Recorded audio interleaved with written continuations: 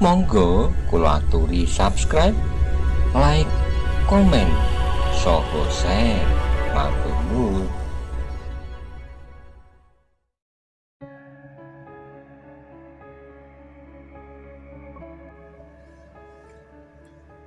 Ketika hujan reda di ujung malam, maka bulan pun mulai nampak di balik bayangan mega yang kelabu. Jalan-jalan yang sunyi menjadi licin dan berlumpur.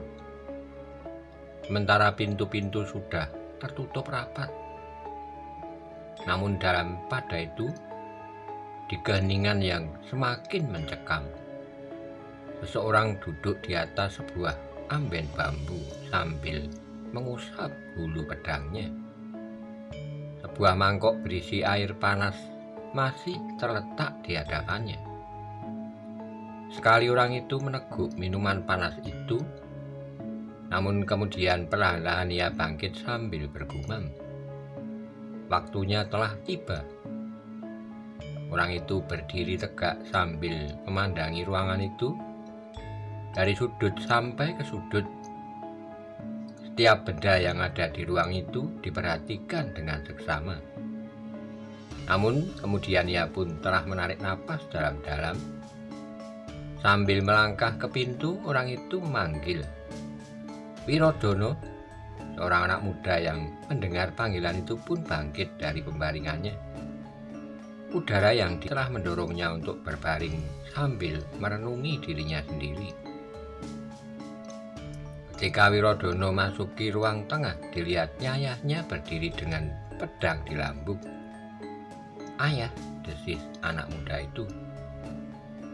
"Ayah akan pergi. Aku tidak tahu apakah aku akan kembali atau tidak.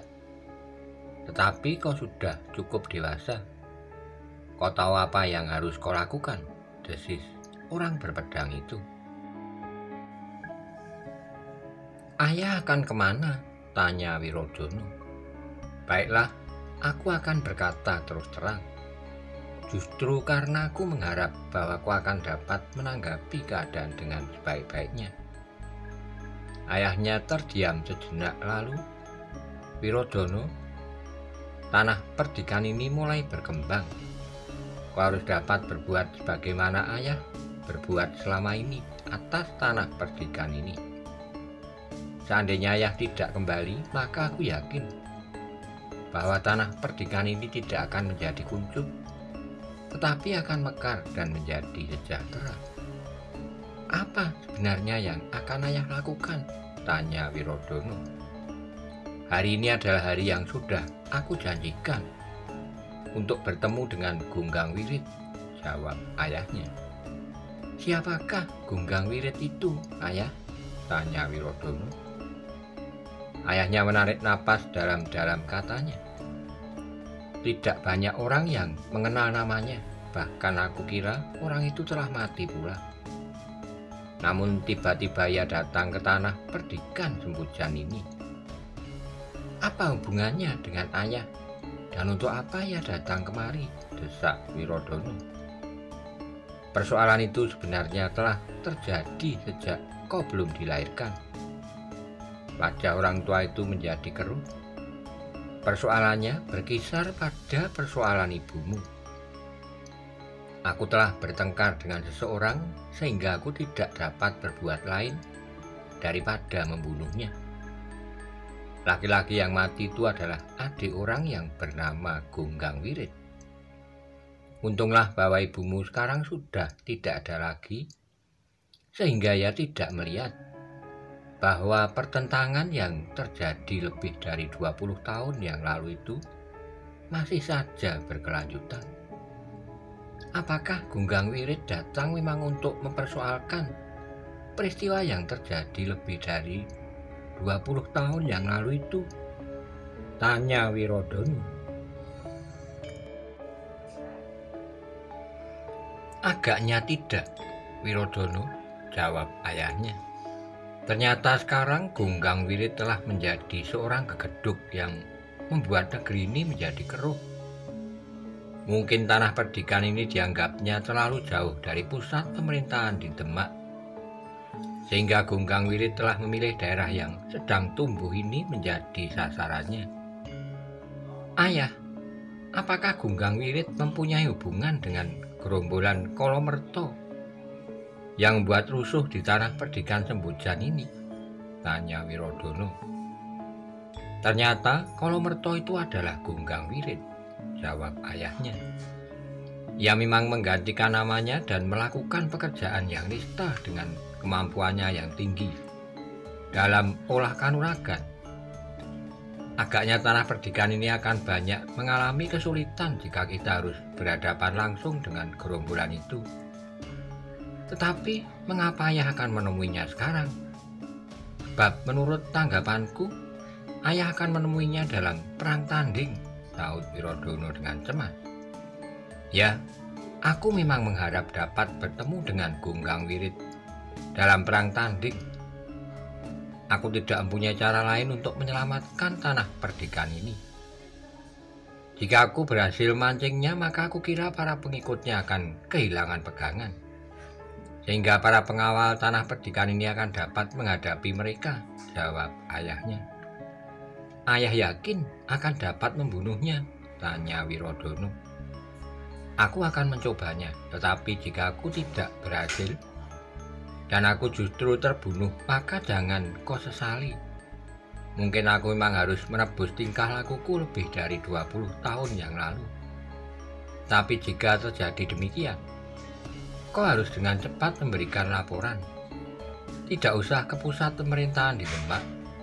Kau dapat menugaskan 2-3 orang untuk melaporkan ke Kadipaten Pajang yang jauh lebih dekat. Mudah-mudahan Pajang menaruh perhatian atas tingkah laku gerombolan berandal di tanah perdikan Sembojan ini, jawabnya. Wirodono termangu-mangu, namun kemudian katanya, Ayah, sebaiknya ayah tidak pergi seorang diri. Apakah ayah yakin bahwa orang itu akan menghadapi ayah dengan jujur?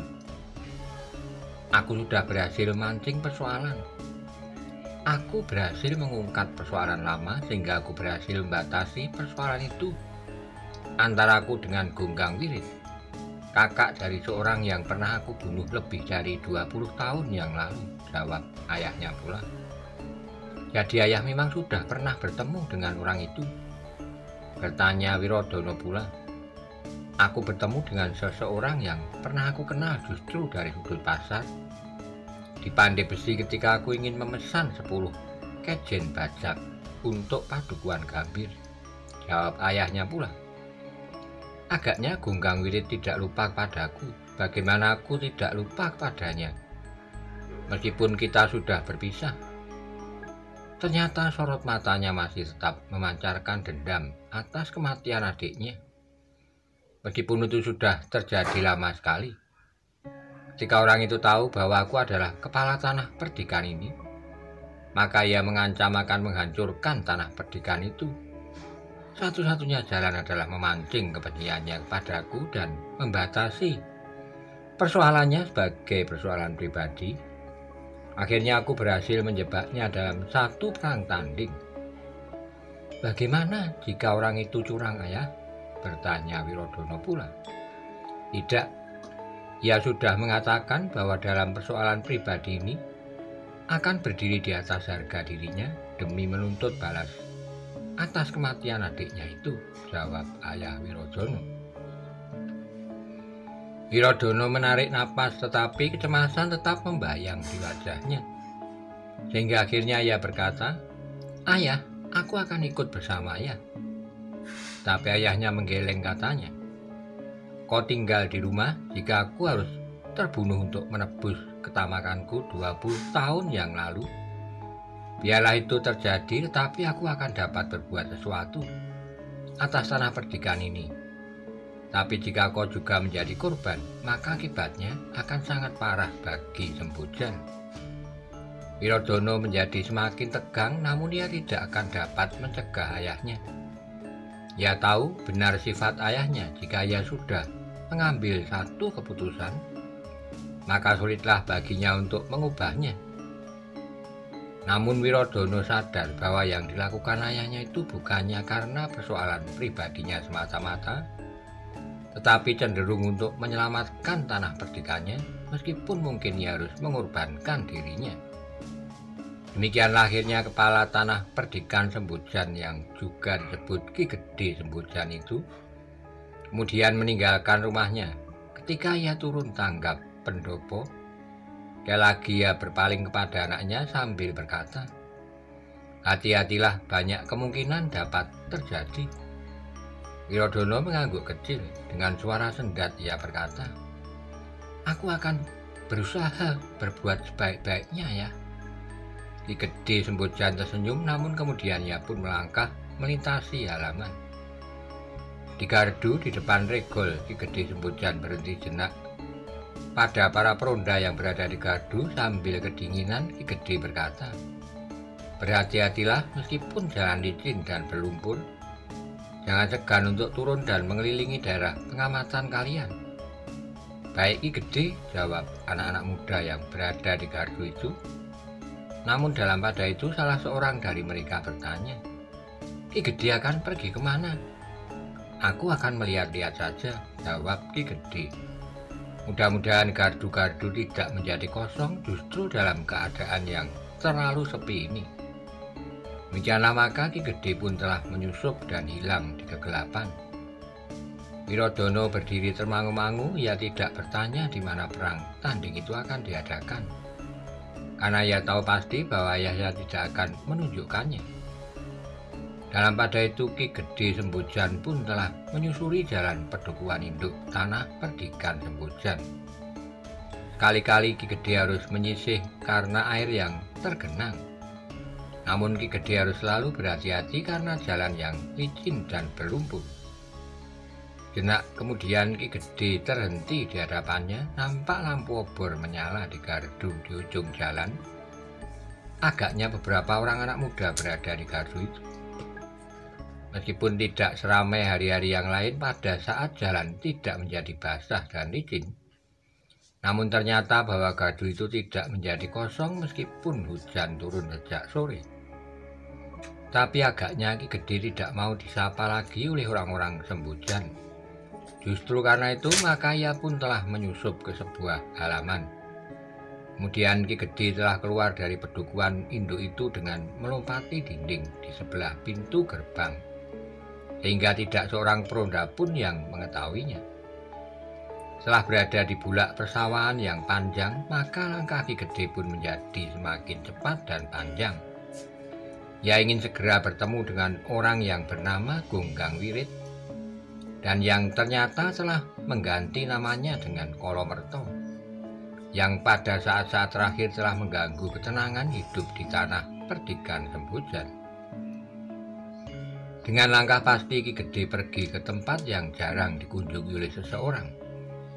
Ketika ia sampai ke sebuah sungai yang kecil, maka ia pun segera menelusurinya. Ia telah berjanji bertemu dengan Gonggang Wirit di ujung Kali Pidekso, sebuah sungai kecil yang menyusuri lereng perbukitan, namun yang kemudian saling bergabung dengan sungai-sungai kecil yang lain sehingga akhirnya menjadi sebuah bengawan yang besar dan panjang menyusuri ngarai membelah tanah di daerah timur.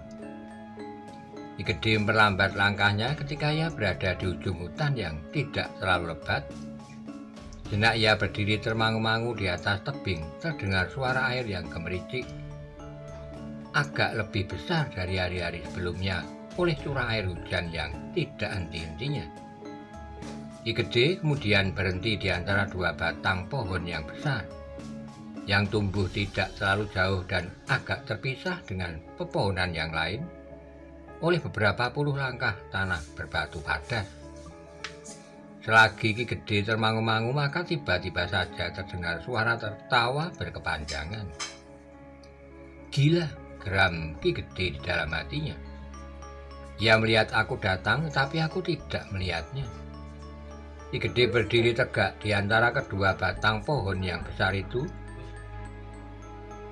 Ia sadar bahwa orang yang tertawa itu ingin menunjukkan kepadanya bahwa ia memiliki kemampuan untuk menggetarkan isi dada seorang yang hanya dengan suaranya saja. Benarnya suara itu semakin lama semakin keras. Darahnya telah mengguncang bukan hanya dedaunan, tapi rasa-rasanya isi dada Ki Gede pun telah terguncang pula. Namun Ki Gede adalah seorang yang telah mapan dalam ulah kanuragan. Karena itu maka ia pun mampu mengungkapkan daya tahannya untuk melawan suara tertawa itu. Bahkan dengan memusatkan nalar butinya, maka Ki Gede pun segera mengetahui di mana lawannya itu telah menunggu. Tapi Ki Gede masih tetap berdiri tegak. Ia sama sekali tidak berusaha melawan suara tertawa itu, kecuali bertahan agar isi dadanya tidak terguncang-guncang. Dalam pada itu, akhirnya suara tertawa itu menurun dengan sendirinya. Agaknya orang yang melontarkan suara itu menyadari bahwa suara tertawanya tidak banyak berpengaruh atas orang yang baru datang itu. Bahkan karena sikap diamnya, maka rasa-rasanya orang yang berdiri di antara dua batang pohon itu merasa terlalu yakin akan dirinya. Turunlah, tiba-tiba saja terdengar suara gede. "Persetan!" geram orang yang duduk di atas batang dan pada pohon kelapa itu. "Jangan menunggu aku mengguncang pohon ini dengan tanganku," berkata Ki Gede selanjutnya. Tapi orang yang di atas dan itu telah tertawa lagi, tertawa dengan suara wajar. Katanya, "Kau sangka aku percaya bahwa kau mampu mengguncang pohon raksasa ini? Cobalah berpegangan dengan erat agar kau tidak terjatuh dari dahan itu," jawab Ki Gede. "Jangan membual," jawab orang itu yang justru kemudian telah meloncat turun beberapa langkah saja di hadapan Ki Gede. "Gang Wirit," berkata Ki Gede, "agaknya ilmumu memang sudah menjadi semakin matang." "Jangan berkata begitu Ki Gede," jawab Gunggang Wirit. "Meskipun nampaknya kau memuji, tapi itu merupakan suatu penghinaan. 20 tahun telah lalu kau sangka dalam waktu itu ilmu seseorang seharusnya tidak berubah. Hingga apabila ada yang mampu meningkatkan ilmunya masih harus mendapat pujian. Bukan maksudku Gunggang Wirit, tetapi aku benar-benar kagum melihat kemampuanmu mengguncangkan dedaunan dengan suara tertawamu, meskipun ilmu gelap ngamparmu itu masih baru dalam tingkat permulaan." Gunggang Wirit mengerutkan keningnya, namun ia pun kemudian tertawa pula. Katanya, "Jangan menutupi kecemasanmu dengan penilaian yang tidak berarti apa-apa itu. Apapun yang kau katakan, tetapi aku mampu mengguncang pepohonan dengan suaraku. Aku akan mampu juga menghancurkan isi dadamu seandainya aku mengerahkan segenap tenaga ilmuku." Ki Gede Sembojan tersenyum. Katanya, "Sebuah mimpi yang manis, tetapi kalau akan segera terbangun dan melihat kenyataan yang sangat pahit dari akhir mimpimu. Kita agaknya sama-sama ingin membual. Tapi baiklah, kau sudah datang memenuhi janjimu. Aku pun datang sebagaimana seorang laki-laki karena persoalan yang kita hadapi sekarang adalah persoalan dendam pribadi," berkata Gunggang Wirit. Lalu, "Tetapi seandainya kau berurusan dengan Kolomerto, maka aku tidak akan bersusah payah bersikap. Mungkin aku akan membantumu beramai-ramai di sini bersama para pengikutku." "Terima kasih," jawab Ki Gede. "Persoalan kita memang persoalan antara kau dan aku, bukan persoalan segerombolan orang yang dipimpin oleh Kolomerto yang akan merampok di daerah Tanah Perdikan Sembojan. Karena itu maka kita akan mempergunakan waktu itu sebaik-baiknya. Kematian adikku 20 tahun yang lalu tidak akan pernah dapat aku lupakan. Adikku itu adalah saudaraku satu-satunya. Sehingga sejak aku kehilangan anak itu, maka hidupku menjadi sepi. Bahkan seandainya aku tidak kehilangan adikku, mungkin jalan hidupku akan berlainan dengan jalan yang aku tempuh sekarang. Mungkin aku tidak perlu berperisai nama Kolomerto. Mungkin aku justru menjadi seorang saudagar yang kaya. Atau mungkin seorang kepala tanah perdikan seperti yang kau jabat sekarang," berkata Gunggang Wirit. "Aku sama sekali tidak sengaja merusak jalan hidupmu. Persoalannya adalah antara aku dan adikmu. Jika kau kemudian terlibat bahkan kemudian menjadi persoalan di antara kita, sama sekali bukan yang aku kehendaki. Tapi karena agaknya dendamu tidak dapat kau susut, maka aku telah berjanji untuk datang malam ini, sahut Ki Gede Sembojan. Ketamakanmu membuat jantungku meledak. Agaknya setelah 20 tahun lebih, aku baru mendapat kesempatan untuk membalas sakit hati itu. Tetapi jika aku berhasil membunuhmu, biarlah perempuan itu melihat mayatmu di bawah telapak kakiku. Tapi mungkin perempuan itu justru akan bersyukur karena ia telah merasa tersiksa selama ia berada di tanganmu. Karena dengan jujur harus kuakui bahwa sebenarnya perempuan itu memilih adikku daripada engkau, geram genggam wirid. Perempuan itu telah meninggal sejak beberapa tahun yang lalu, desis Ki Gede Sembojan. Ia tentu akan sakit-sakitan selama ia menjadi istrimu. Satu-satunya hiburan baginya adalah bahwa kau telah mewarisi derajat pamanmu, kepala tanah perdikan Sembojan, yang tentu akan kau miliki dengan cara yang licik pula. Mungkin kau bunuh pamanmu dengan racun, sekaligus anak-anaknya. Mungkin kau tipu pamanmu dengan cara apapun juga, sehingga akhirnya tanah perdikan ini jatuh ke tanganmu. Tidak, jawab Ki Gede Sembojan. Aku warisi tanah perdikan ini bagaimana seharusnya. Paman tidak mempunyai seorang anak pun, sehingga aku mendapat kesempatan untuk menggantikannya dan menerima semua warisannya. Kau dapat saja ingkar, tapi orang seperti kau tentu tidak dapat dipercaya. Aku tidak akan dapat melupakan bagaimana kau licik merebut perempuan itu, dan kemudian kau peristrikan setelah kau bunuh adikku, jawab Gunggang Wirid menjadi marah. Yang telah terjadi 20 tahun yang lalu itu tidak akan dapat diulang kembali. Jika sekarang kau ingin menuntut balas, lakukanlah. Yang terjadi itu adalah akibat panasnya darah kami yang sama-sama masih muda, berkata Ki Gede Sembojan. Kau benar, Gunggang Wirid mengangguk-angguk. Kita sekarang sudah menjadi tua, umur kita sudah menjadi setengah abad. Karena itu kita akan menyelesaikan persoalan ini dengan sikap orang tua. Siapa yang lemah di antara kita akan mendahului kembali ke kelanggengan. Aku sudah siap, desis Ki Gede. Gunggang Wirid pun segera mempersiapkan diri pula. Mereka bergeser beberapa puluh langkah dari pohon raksasa itu dan berdiri di atas tanah berbatu padas. Ki Gede termangu-mangu sejenak ketika ia melihat lawannya menarik sebilah keris yang sangat besar dari punggungnya. Katanya, keris ini dibuat khusus oleh kakekku untuk ayahku yang kemudian diberikannya kepadaku. Dengan keris ini aku akan menyelesaikan dendamku di sini, sehingga tidak akan menjadi beban selama hidupku. Sebelum aku dapat membunuhmu, maka aku tidak akan pernah merasa tenang. Karena seakan-akan aku telah mengabdikan jerit adikku pada saat kau tikam jantungnya dengan pedang. Ki Gede Sembojan menarik napas dalam-dalam, sekilas mengawang. Kenangan yang tidak begitu jernih melintas di angan-angannya. Hatinya memang telah ternoda hitam. Tapi saat itu ia memang tidak dapat menghindarinya. 20 tahun lebih sudah berlalu, ternyata segalanya telah berubah.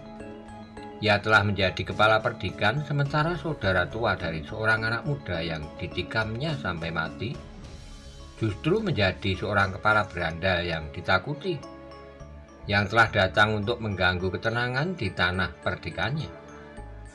Namun Ki Gede berusaha untuk mengusir kenangannya itu. Ia tidak ingin terganggu oleh perasaan bersalah dalam menghadapi orang yang benar-benar akan membunuhnya.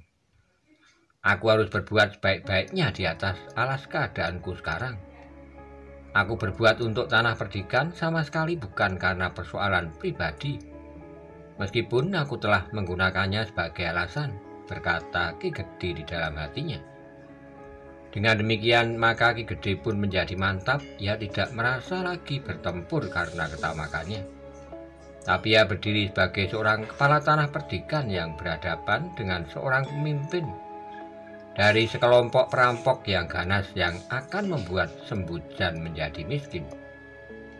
Sejenak kemudian karena lawannya telah menarik kerisnya yang besar yang digantungkannya di punggungnya, maka Ki Gede pun telah menarik pedangnya, pedang yang dinamainya Sabet Kyai Tadit. Sejenak kemudian kedua orang yang sudah menggenggam jatah di tangan masing-masing itu pun mulai bergerak. Sambil menjulurkan kerisnya, Gunggang Wirit berkata, "Aku ingin persoalan ini cepat selesai, karena itu maka aku segera mempergunakan pusakaku." "Aku tidak keberatan," jawab Ki Gede Sembojan. "Aku pun ingin segera melihat nyawamu terkapar di sini sebelum aku manggil para pengawal untuk menguburmu." Gunggang Wirit menggeram, namun ia tidak menjawab lagi, tetapi kerisnya lah yang mulai bergerak. Sejenak kemudian maka Gunggang Wiritlah yang mulai menyerang lawannya. Pedangnya berputaran, namun kemudian mematuk lurus ke arah jantung. Tapi Ki Gede memang sudah siap menghadapinya. Karena itu serangan yang pertama itu sama sekali tidak berarti. Dengan gerak yang sederhana, ia meringkan tubuhnya sehingga keris itu sama sekali tidak menyentuhnya. Gunggang Wirit tersenyum, tapi ia menggerakkan pergelangan tangannya sehingga pedang itu pun berubah arah, serangannya menjadi mendatar setinggi dada. Ki Gede melihat perubahan itu, karena itu maka ia terpaksa bergeser lagi selangkah surut. Gunggang Wirit tidak menyerangnya lagi, ia menarik senjatanya. Namun selangkah ia bergeser sambil memutar kerisnya yang besar itu. "Kau masih mampu bergerak cepat, Ki Gede," desis Gunggang Wirit. Ki Gede Sembojan tidak menjawab sama sekali, tapi ia pun telah bersiap menghadapi serangan-serangan berikutnya. Dalam pada itu Gunggang Wirit pun telah mulai dengan sungguh-sungguh selangkah ia melompat maju.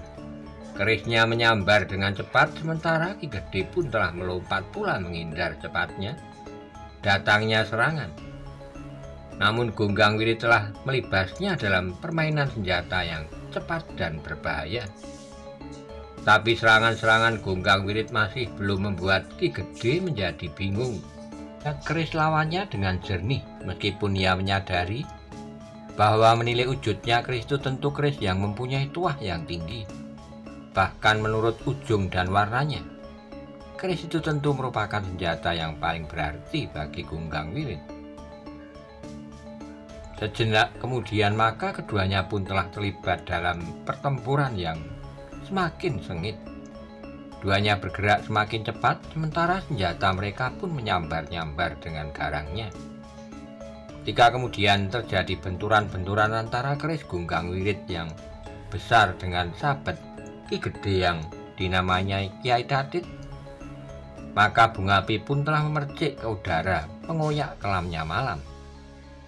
Ternyata bahwa kedua orang itu adalah orang-orang yang memiliki kemampuan yang luar biasa. Duanya mampu bergerak dengan kecepatan yang sangat tinggi, sementara kekuatan mereka pun sulit untuk dijajaki menurut ukuran kekuatan wadak orang kebanyakan. Sambaran senjata mereka telah menimbulkan desing angin yang mengguncang udara malam yang gelap. Hanya orang-orang yang memiliki ketajaman penglihatan melampaui ketajaman mata biasa sajalah yang mampu melihat gerak ujung senjata lawan yang bagaikan seekor lalat mengitari sasarannya. Dalam pada itu selagi kedua orang yang berilmu tinggi itu bertempur di sebelah pohon-pohon raksasa di ujung kali Pidekso, maka di rumahnya Wirodono menunggu dengan sangat gelisah. Sekali-kali timbul niatnya untuk mencari ayahnya, tetapi jika hal itu diketahui oleh ayahnya, maka ayahnya justru akan menjadi marah padanya. Bahkan barangkali kedatangannya di arena perang tanding itu akan dapat mempengaruhi kemampuan ayahnya menghadapi lawannya yang dikenal dengan Kolomerto, namun yang oleh ayahnya disebut Gunggang Wirit. Namun kadang-kadang dalam kegelisahan Wirodono berniat untuk berbicara dengan para peronda agar merekalah yang mencari ayahnya. Tapi niat itu pun telah diurungkannya pula, sehingga akhirnya dalam kegelisahannya Wirodono itu mondar-mandir saja di dalam biliknya. Kadang-kadang ia justru keluar ke ruang dalam dan dengan jantung yang berdebaran memandangi pintu bilik ayahnya yang tidak tertutup rapat. Di gardu, anak-anak muda yang meronda berusaha untuk melawan kantuknya dengan saling bercerita. Bahkan ada yang sempat bergurau dan tertawa berkepanjangan. Seorang anak muda yang kurus-kurusan duduk di sudut gardu tanpa menghiraukan kawan-kawannya. Ia tidak ikut tertawa dalam gurau yang kadang-kadang kasar. Ia pun tidak ikut bercerita tentang lelembut yang berterbangan di dalam gelapnya malam. Tetapi tiba-tiba saja seorang kawannya menegurnya. "Hei, apa yang kau lakukan? Itu agaknya yang membuatmu diam saja. Tetapi mulutmu tidak berhenti mengunyah. Agaknya bagiku lebih bermanfaat mengunyah ketela rebus ini daripada membual ke sana kemari tidak ada ujung pangkalnya," jawab anak muda yang kekurus-kurusan itu. "Kau memang tidak pernah berhenti makan, tapi kau tetap kurus saja," gumam kawannya itu. Anak muda yang kekurus-kurusan itu tidak menjawab, tetapi mulutnya masih saja mengunyah makanan tanpa henti-hentinya.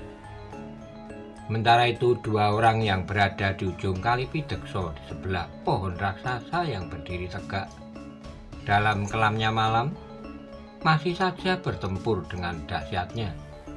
Ternyata keduanya adalah orang yang berilmu tinggi. Setelah lebih dari 20 tahun mereka berpisah.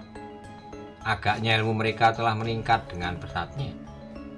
Gunggang Wirit dan Ki Gede Sembojan agaknya tanpa saling mengetahui keadaan masing-masing telah menempa diri dalam jalannya yang ternyata pada satu saat telah bersilang. Pertempuran yang terjadi itu semakin lama menjadi semakin cepat, sehingga keduanya bagaikan berubah menjadi bayang-bayang yang berputaran. Senjata mereka yang terayun-ayun telah menimbulkan angin yang berputaran menggerakkan daun-daun dari pohon raksasa itu. Benturan yang terjadi itu telah menggetarkan jantung masing-masing. Bahkan tangan-tangan mereka pun terasa menjadi pedih. Ternyata senjata di tangan masing-masing adalah senjata pilihan yang sulit dicari bandingnya. Keris yang besar di tangan Gunggang Wirit memiliki kemampuan yang sebanding dengan sabet Kiai Tadit di tangan Ki Gede Sembojan.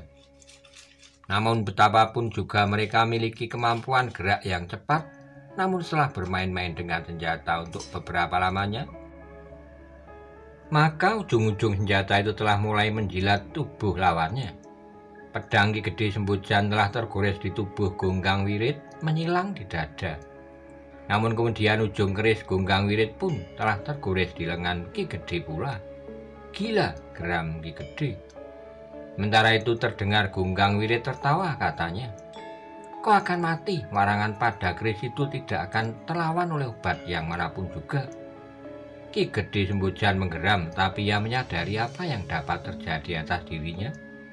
Karena itu maka sambil bersiaga menghadapi kemungkinan berikutnya, ia telah mengambil sebutir obat dari kantong ikat pinggangnya. Ia sengaja membawa obat itu karena ia menyadari bahwa keris lawannya itu tentu mengandung bisa yang kuat. Ketika Ki Gede bertemu dengan orang itu di tempat seorang pandai besi, Ki Gede sudah melihat bahwa orang itu adalah pemimpin gerombolan Kolomerto.